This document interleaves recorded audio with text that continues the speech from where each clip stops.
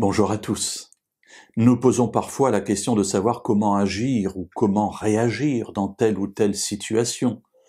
Et quels seraient les bons sentiments lorsque nous traversons une épreuve ou au contraire que nous profitons d'une bénédiction. Et c'est vrai qu'il n'est pas toujours facile d'avoir les bons sentiments. Et en tant que croyants, nous sommes toujours en train d'être dans une introspection pour être sûrs d'être dans la voie de Dieu. Et cela nous amène parfois à être un peu paralysés. La parole de Dieu est beaucoup plus simple.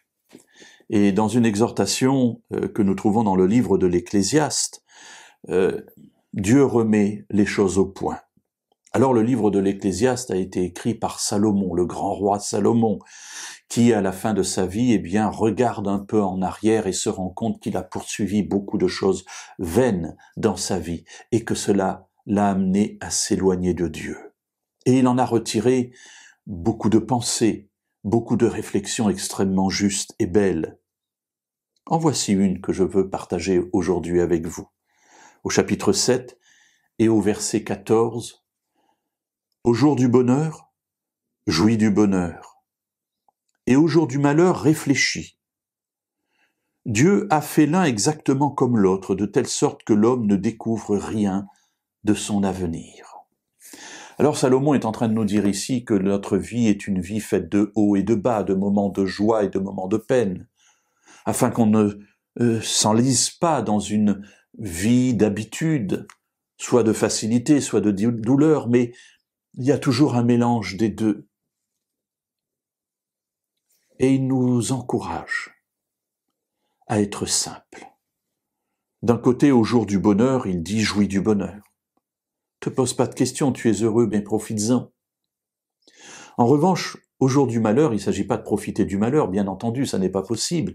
Mais au jour du malheur, réfléchis, dit-il. C'est intéressant cette exhortation à réfléchir au jour du malheur. Le jour du malheur doit nous amener à nous poser des questions sur notre vie. Et souvent, des questions sur notre relation avec Dieu. On n'a pas toujours les réponses sur le moment même, loin de là. D'ailleurs, l'Ecclésiaste termine en disant « Dieu a fait l'un comme l'autre et il a fait cela pour qu'on ne connaisse pas l'avenir ». Ce qui veut dire que parfois nous traversons des épreuves, des difficultés sans en connaître le sens, pour l'instant. Mais un jour nous le connaîtrons. Mais en attendant, jouis du bonheur quand tu es heureux, et dans le malheur réfléchis, afin de voir si dans ta vie Dieu ne t'inspire pas pour que changer quelque chose t'amène à vivre mieux.